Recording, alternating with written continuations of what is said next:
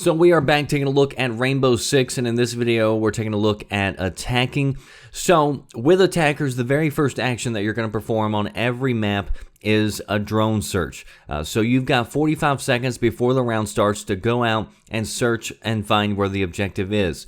In almost every room where there's an objective, there's also some really good hiding spots for your drone. And one thing that you can actually do, and this also helps you learn the map, is you can set up a custom match, go in, and you can play this by yourself. You don't need anybody else on the opposing team. You can go in and try to find good places for your drone.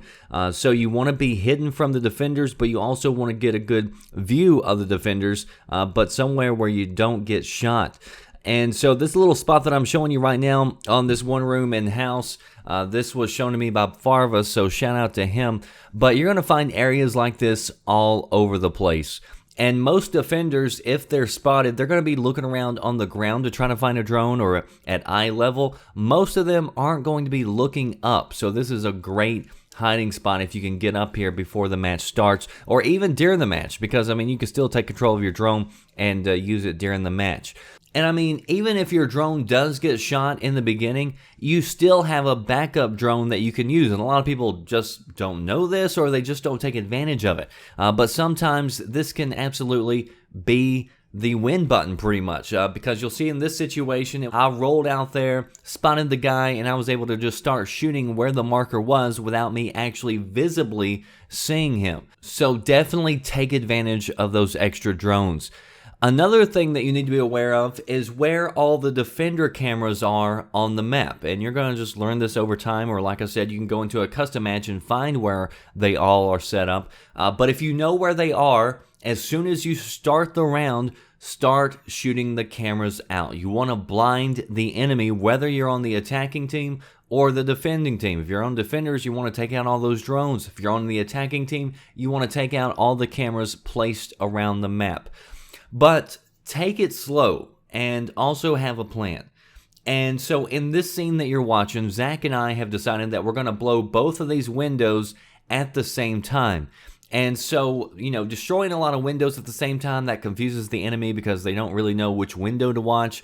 And faking the enemy out can also be used on pretty much any map. You know, a lot of times we'll place a breaching charge on one end of an objective, but actually walk around to the other side of the objective and then detonate it so that, you know, they're looking in one direction and we can come in from behind them.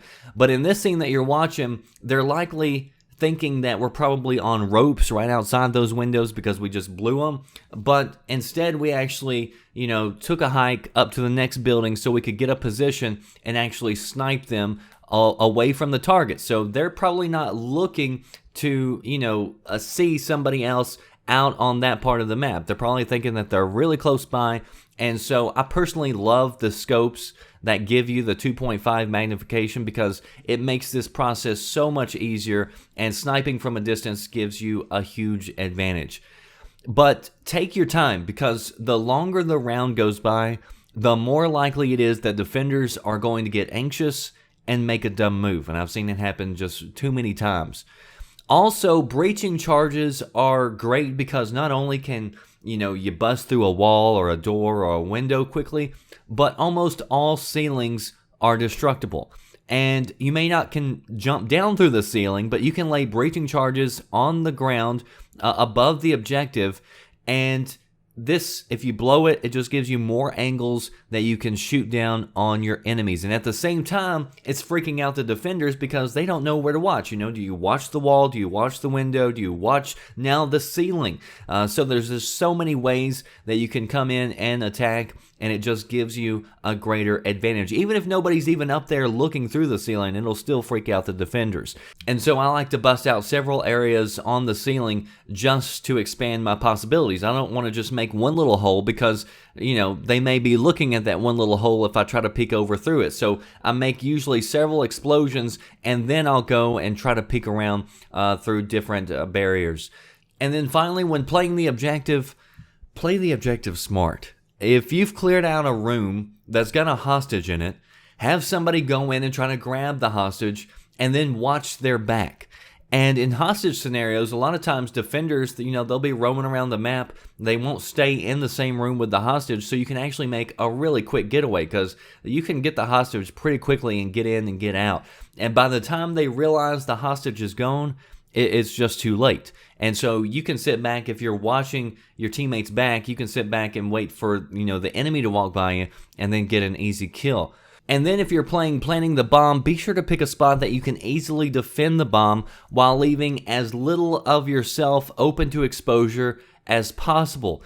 Like, a lot of times people will just, run down and place it right beside the bomb, but you can actually place that bomb anywhere in the room where the bomb is. So a lot of times it's good to pick like corners or hide it behind objects, but also it's really good to like place it down in front of a window. That way you can actually kind of hang outside the window, and if you hear somebody beating on it, then you can just jump up and pop them and kill them off that bomb. You can also lay it like in the corner.